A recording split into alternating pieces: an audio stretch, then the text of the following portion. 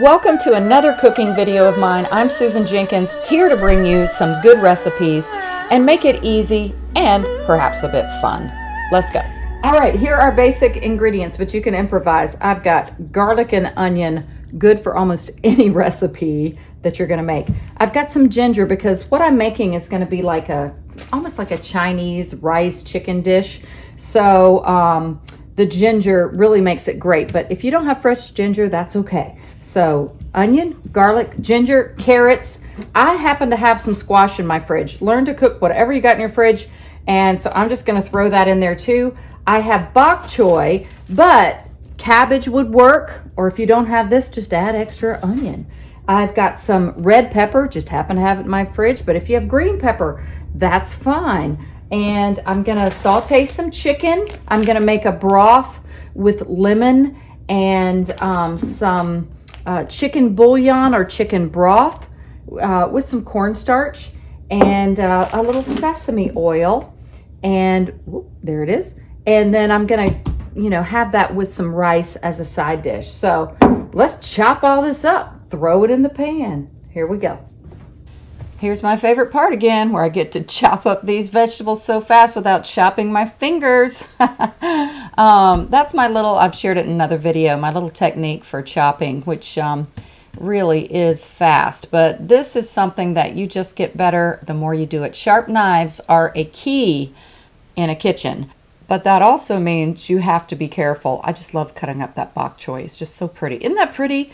Vegetables are just artistic. Now, with the veggies chopped, I do that first because you don't want to contaminate your cutting board. In this case, a little plastic thing. I love these because you can just bend them up and pour it in the pan or whatever. But now it's just veggies on this. I'm doing the chicken last. And now I'm going to cut up the garlic. I already did the onion, but here's a little trick with the garlic. A lot of people don't do fresh garlic because they hate peeling it. Well, just take the little individual garlic pods off, turn it kind of upside down where the curve is underneath. Take a knife, hit it a couple times. It peels right off. You got a fresh piece of garlic there. You didn't even have to worry about peeling it. There goes the little thing. I've seen all these things online about how to peel garlic, but this by far is the fastest way to do it. It just comes right off. All right, after you peel your garlic, you could just take the knife and cut it up, but I have a garlic press and I do that. But you know what? Maybe I will just cut it up for this video because everybody might not have a garlic press. So there we go. There's our garlic, and we can just chop it up. And then when your garlic is chopped, we're gonna make this into the little broth that we're going to cook with the chicken. All right, so there's our chopped garlic. Let's put it in this cup of water.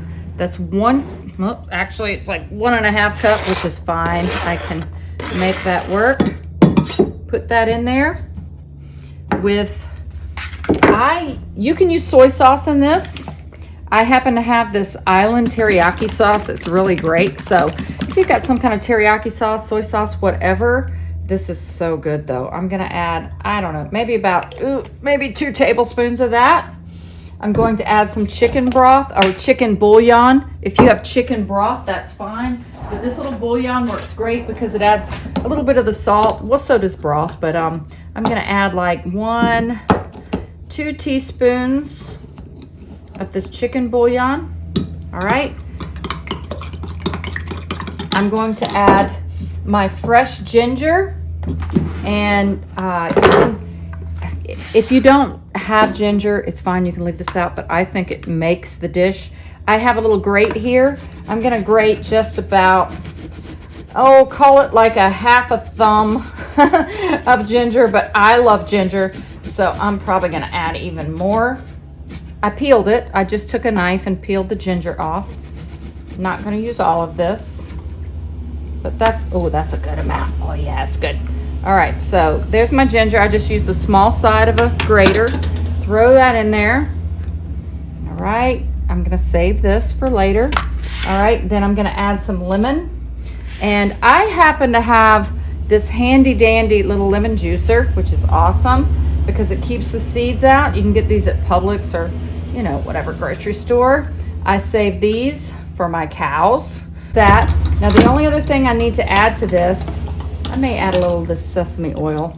It's not needed, but I'm gonna add a little bit. Oop, that was a lot. Sesame oil is awesome for Asian type of food, but you don't want to use too much of it like I just did, but I think it's still gonna be good. All right, the only other thing I'm gonna add to this is corn starch to thicken it up, and it's way up here, Tree. And corn starch, you don't ever want to add it to something that's hot because it will congeal right away. This happens to be a new one because I used my other one. I'm going to add maybe like 2 heaping teaspoons of cornstarch to this. When something is cold, like this dish, this liquid in this water, it will mix great. But cornstarch is what thickens it. So it will thicken, and this is all going to be added to the chicken when we cook it. So on that note, we're ready to cut up the chicken.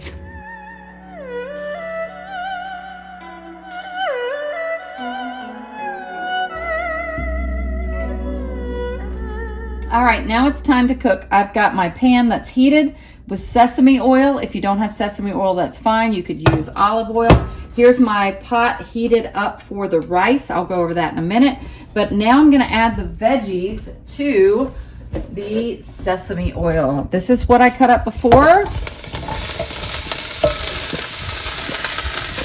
With everything, garlic, the onion, the peppers, the zucchini, the squash, the bok choy, or whatever you have. You could even add mushrooms or celery to this. Would be awesome. And just stir this up. Let this start to cook. And if you need to add either a little chicken broth or water to this, if your pan is too hot, that would work. The thing that's going to take the longest to cook in this are the carrots, just because they're the hardest. But I'm going to turn this down. Let this keep cooking. This is getting ready. The water's almost hot enough. I'll let that steam. This I'm going to add just like you always double with rice. It's like if it's a cup of rice, it's 2 cups of water. Or if it's a half a cup of rice to a cup of water. So it's kind of easy, but if I'm doing like 3 cups of water to a cup and a half of rice, so I'm gonna add, I never measure anything out totally. I'm using this Himalayan pink salt, not even a teaspoon of salt. You could use chicken bouillon if you wanted. And as soon as this starts to boil, I'm gonna add this. I need to add another half a cup of this for my measurement purposes, but that's getting ready. And you just keep watching your veggies. You're gonna cook these separate from your chicken. And you want these a little al dente, which means not all the way cooked, but I'm going to just let this go, and I'll be back when this is all ready to go. Okay, the rice is boiling. I'm gonna add this. And like I said, I ran out of measuring cups, so I just literally did 3 cups of this as the water. So I did a cup, and now I need another half a cup of this. All right, there's the other half a cup. I feel like that's a little much, so I'm not gonna add all of that. Yeah, so since that was boiling, now I'm gonna turn it down. Rice is not hard. Let it boil, 2 to 1 measurements, add some salt, turn it down, put the lid on it, set it and forget it. Isn't that what they say? All right, so this is getting lower. I have found that if you put the lid on too soon, this lid, it happens to have little vents, which helps the steam release. You gotta watch it in case it's still too hot and it'll boil over. All right, yummy, look at that. Okay, so this is kind of like doing what it's supposed to do. It's kind of steaming. You don't want to overcook this. See, the rice is just cooking. It's doing its thing. Oh, this smells so good with that garlic and ginger. Oh, yummy. All right, so it's on, I would say medium, just a little under medium for cooking. And again, I haven't added anything but that little bit of sesame oil. The steam is what's cooking this. So there we go. Let that sit a little longer. The rice is doing its thing. We've got our sauce. We're gonna be done before you know it. When I take this out, I'm gonna add the chicken and the sauce. Bam, all done. I'm not even emerald, look at that. All right, so this has just been cooking for, gosh, less than 5 minutes. And how do you know when the rice is done? It's usually about 15 minutes on low, but I have a clear lid on this pot, which is excellent because you can kind of see when the water is almost gone. And then you just turn it off, move the pot off the burner, and if it looks totally done, take the lid off. So it's usually about 15 minutes. But this is smelling good and looking good. Oh yeah. Like I said, the carrots are going to take the longest of anything to cook. If you had a lot of carrots or harder vegetables, you'd cook those first, but we were hungry tonight, so I didn't worry about that. So I'm gonna turn this so you can see me. I'm just going to take the veggies off, put it in this bowl. Oops, sorry for that. You want to get them off of there so they don't overcook. And I don't want to mess up my iPhone camera. All right, so we get those out of there. Use the same pan for the chicken. I'm going to put a little bit more sesame oil, not be as heavy-handed as I was last time. That's good right there. Swirl it around the pan. This is a little hot right now. I'm going to turn the burner down a little bit, about to medium again. And then I'm going to throw the chicken in the pan. Now, if you remember, the chicken is on our little plastic cutting board, so it's real nice just to throw it in there. It could be a little hotter. And the temperature of your pan is important. You want to hear that little bit. You don't want to burn it, but you want to have it hot enough where it really starts to cook. So that's going now. We've got our veggies off. We didn't want to overcook them. Rice is going. Get this chicken going. All we need to do right now is cook this chicken just to about medium.